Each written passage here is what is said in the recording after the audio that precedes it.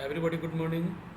आज अपन समाजशास्त्र first paper में वैज्ञानिक पद्धति के प्रमुख चरण में चौथा बिंदु जो है उसका देखेंगे। अध्ययन क्षेत्र एवं अध्ययन की इकाई का निर्धारण वैज्ञानिक पद्धति का एक प्रमुख चरण है। अध्ययन क्षेत्र इस दृष्टि से आवश्यक है कि अध्ययनकर्ता स्वयं ये जान ले कि उसे किस क्षेत्र का अध्ययन करना है, ताकि निर्धारित क्षेत्र पर ही अपना ध्यान केंद्रित कर वह व्यर्थ की सामग्री एकत्रित करने से बच सके। यदि अध्ययन क्षेत्र काफ़ी बड़ा है और क्षेत्र की प्रत्येक इकाई का अध्ययन करना संभव नहीं है, तो निदर्शन विधि की सहायता से कुछ इकाइयों का चुनाव कर लिया जाता है और उन्हीं का अध्ययन किया जाता है। नेक्स्ट फिफ्थ, क्षेत्र का निर्धारण कर लेने के पश्चात अध्ययन हेतु अध्ययन प्रविधियों एवं उपकरणों का चुनाव किया जाता है। अध्ययन के उद्देश्यों एवं प्रकृति को ध्यान में रखकर यह निश्चित किया जाता है कि उसे वांछित सूचनाएं एकत्रित करने के लिए साक्षात्कार अथवा प्रश्नावली में से किसी प्रविधि का उपयोग करना है। इसी क्रम में क्या वैयक्तिक अध्ययन या किसी अन्य विधि का भी प्रयुक्त प्रविधि या प्रविधियों से संबंधित उपकरण का निर्माण तथा अक्सर उसका पूर्व परीक्षण किया जाता है, जैसे साक्षात्कार अथवा अवलोकन के लिए साक्षात्कार अवलोकन अनुसूची का निर्माण किया जाता है।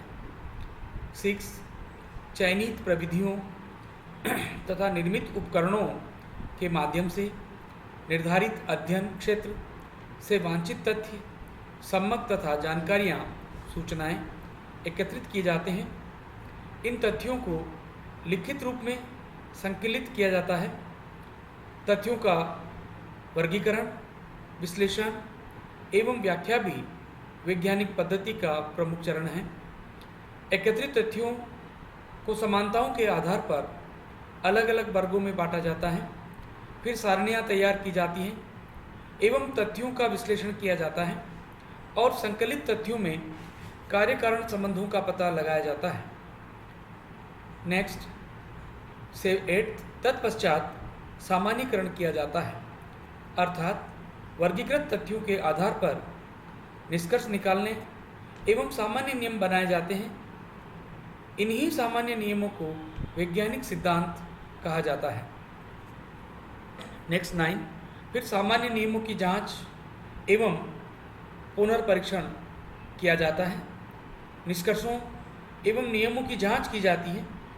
यह पता लगाया जाता है कि वे सार्वभौमिक रूप से सही है या नहीं, अथवा उनमें किसी प्रकार के संशोधन की आवश्यकता है। नेक्स्ट 10, अंत में एकत्रित तथ्यों से प्राप्त निष्कर्षों के आधार पर भविष्यवाणी की जाती है और भविष्य की घटनाओं के संदर्भ में पूर्वानुमान लगाया जाता है। लुनबर्ग ने भी वैज्ञानिक पद्धति के 4 चरणों का वर्णन किया है। प्रथम, कार्यशील प्राकल्पना का निर्माण। द्वितीय, अवलोकन एवं तथ्यों का आलेखन। तृतीय, संकलित तथ्यों का वर्गीकरण एवं संगठन तथा चतुर्थ, सामान्यीकरण। श्रीमती पीवी यंग ने वैज्ञानिक पद्धति के 6 चरणों का उल्लेख किया है। अध्ययन हेतु समस्या का चुनाव, कार्यशील प्राकल्पना का निर्माण, वैज्ञानिक प्रविधियों की सहायता से समस्या या घटना का अवलोकन एवं खोज, संकलित तथ्यों का आलेखन। 5, तथ्यों का विभिन्न वर्गों में वर्गीकरण तथा 6, वैज्ञानिक सामान्यीकरण।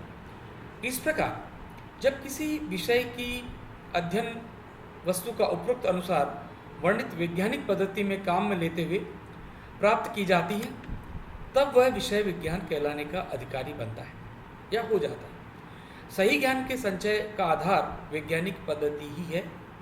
कार्ल पियर्सन ने लिखा है, सत्य के लिए लघु संक्षिप्त मार्ग नहीं है। विश्व का ज्ञान प्राप्त करने के लिए वैज्ञानिक पद्धति के द्वार से ही गुजरने के अतिरिक्त कोई अन्य मार्ग नहीं है।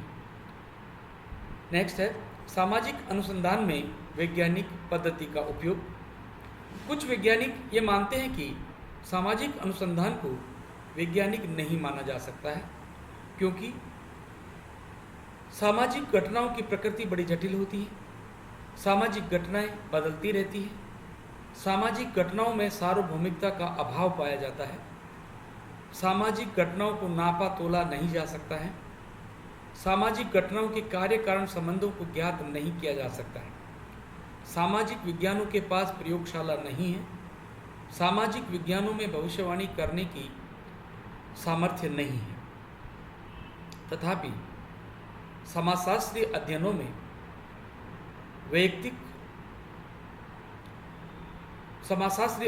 वैज्ञानिक पद्धति का प्रयोग किया जाता है। इनमें तथ्य संकलन के लिए सामाजिक सर्वेक्षण विधि, वैयक्तिक जीवन अध्ययन विधि के साथ ही समाज नीति, अवलोकन, साक्षात्कार, प्रश्नावली जैसी प्रविधियों का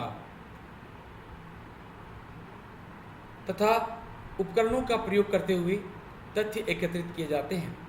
समाजशास्त्रीय अध्ययनों में क्या है में रुचि ली जाती है, न कि क्या होना चाहिए भी। तात्पर्य यह है कि समाजशास्त्र में घटनाओं का वस्तुनिष्ठ तरीके से अध्ययन किया जाता है, उनका यथार्थ चित्रण किया जाता है।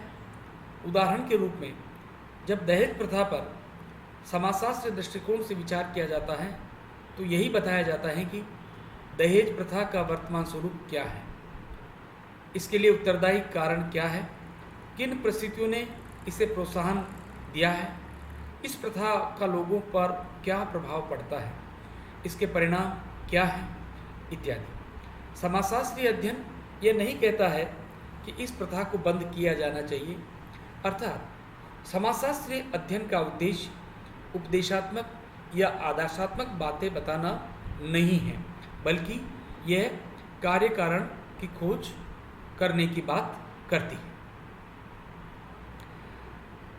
कंक्लूजन, सारांश, समाजशास्त्रीय अध्ययनों में कार्य कारण संबंधों की विवेचना की जाती है, प्राप्त तथ्यों के आधार पर सामान्यीकरण किया जाता है और नए नियम प्रतिपादित किए जाते हैं। उन नियमों का परीक्षण और पुनः परीक्षण किया जाता है। समाज विज्ञानों के क्षेत्र में प्रतिपादित नियमों में सार्वभौमिकता का गुण पाया जाता है।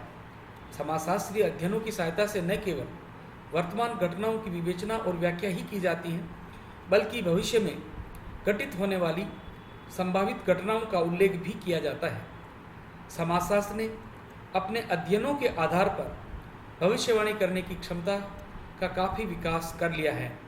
अतः हम कह सकते हैं कि अनुसंधानों में वैज्ञानिक पद्धति का प्रयोग किया जाता है। अतः इन अनुसंधानों की प्रकृति वैज्ञानिक है। कुछ प्रश्न इस प्रकार हमारा ये चैप्टर वैज्ञानिक पद्धति वाला समाप्त होता है, और कुछ प्रश्न इसके अंतर्गत आते हैं जिन्हें आपको सोल्व करना है। पहला प्रश्न मैं आपको बताना चाहूँगा, विज्ञान क्या है? विज्ञान की प्रमुख विशेषताओं को स्पष्ट समझ जाइए। विज्ञान क्या है? विज्ञान की प्रमुख विशेषताओं को स्पष्ट समझाइए।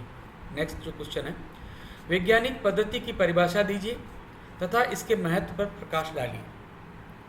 नेक्स्ट क्वेश्चन आता है, वैज्ञानिक पद्धति को परिभाषित कीजिए एवं उसकी प्रमुख विशेषताओं को स्पष्ट कीजिए। चौथा क्वेश्चन, वैज्ञानिक पद्धति क्या है? इसके प्रमुख चरणों का वर्णन कीजिए। फिफ्थ क्वेश्चन है, वैज्ञानिक पद्धति का अर्थ स्पष्ट कीजिए। समाजशास्त्र में इसका प्रयोग कहाँ तक संभव है? ये पांचों प्रश्न आप अपनी नोटबुक में सोल्व करेंगे ताकि आपके कॉन्सेप्ट बिल्कुल क्लियर हो जाए। नेक्स्ट चैप्टर हम देखेंगे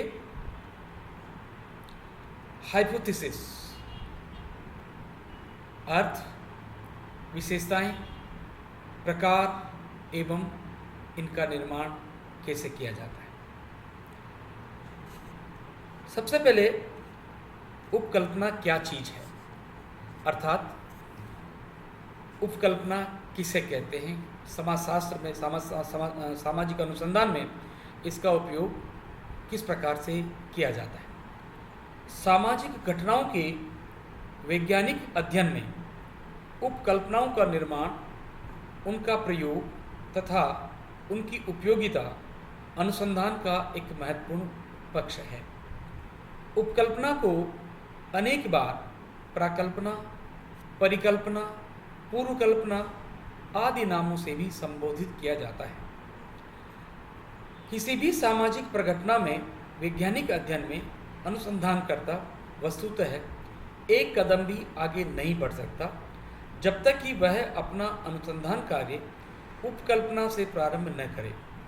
उपकल्पना के अभाव में अनुसंधान की न तो दिशा निर्धारित होती है और न ही विषय क्षेत्र का ज्ञान अनुसंधानकर्ता को होता है। अतः अनुसंधानकर्ता के लिए यह आवश्यक है कि वह आंकड़ों के संकलन, अवलोकन के लिए अपनी कल्पना, अनुभव या अन्य किसी स्रोत के आधार पर एक कार्यकारी तर्क वाक्य, वर्केबल प्रपोजिशन का निर्माण करे एवं बाद में अनुसंधान के दौरान इस तर्क वाक्य की परीक्षा करे। यही तर्क वाक्य सामान्यतः उपकल्पना कहलाती है। उपकल्पना का अर्थ एवं परिभाषा। उपकल्पना को सामान्यतः एक कार्यकारी तर्क वाक्य या एक सामान्यीकरण माना जाता है। इस तर्क वाक्य अथवा सामान्यीकरण के अनुसंधान के दौरान परीक्षा की जाती है एवं ये सत्य भी हो सकती है तथा असत्य भी। उपकल्पना का शाब्दिक अर्थ है पूर्व चिंतन, अर्थात पहले से सोचा गया कोई विचार या चिंतन। जॉर्ज लुंडबर्ग ने अपनी पुस्तक सोशल रिसर्च में उपकल्पना को परिभाषित करते हुए कहा है कि इन्वर्टेड कोमा, उपकल्पना एक सामाजिक तथा काम चलाऊ सामान्यीकरण अथवा निष्कर्ष है जिसकी सत्यता की परीक्षा करना शेष है। आपने बिल्कुल प्रारंभिक चरणों में उपकल्पना कोई मनगढ़ंत अनुमान, कल्पनापूर्ण विचार अथवा सहज ज्ञान इत्यादि कुछ भी हो सकता है जो क्रिया अथवा अनुसंधान का आधार बन जाता है। FN कार्लिगर का कहना है कि एक उपकल्पना दो या दो से अधिक परिवर्तियों के बीच संबंध प्रदर्शित करने वाला एक अनुमानात्मक कथन है। इसको PV यंग लिखते हैं, एक कार्यवाहक उपकल्पना का कार्यवाहक केंद्रीय विचार है।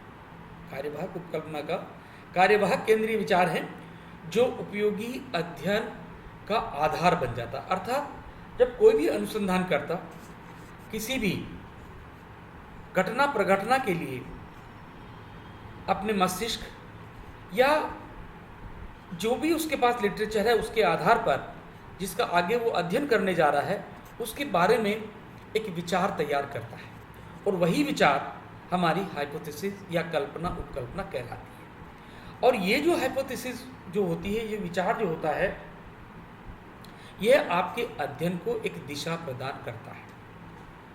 उपयुक्त परिभाषाओं के आधार पर यह सुगमतापूर्ण विश्लेषित किया जा सकता है कि उपकल्पना एक ऐसी कार्यकारी तर्क वाक्य, कल्पनात्मक धारणा या पूर्वानुमान होता है जिसे अनुसंधानकर्ता अनुसंधान की प्रकृति के आधार पर पहले से निर्मित कर लेता है एवं अनुसंधान के दौरान उसकी वैधता की परीक्षा करता है। यह उपकल्पना सत्य एवं असत्य दोनों हो सकती है। यदि अनुसंधान में संकलित एवं विश्लेषित किए गए तथ्यों के आधार पर उपकल्पना प्रमाणित हो जाती है एवं इसी प्रकार की उपकल्पनाएं अनेक बार अनेक स्थानों पर अर्थात समय व काल से परे प्रमाणित हो जाती हैं, तो वे धीरे धीरे एक सिद्धांत के रूप में प्रतिस्थापित हो जाती है। अर्थात हमारी उपकल्पना ही आगे चलकर जब ये सत्य साबित हो जाती है तो सिद्धांत का निर्माण कर लेती है। कल अपन अध्ययन करेंगे उपकल्पना की विशेषताएं। धन्यवाद।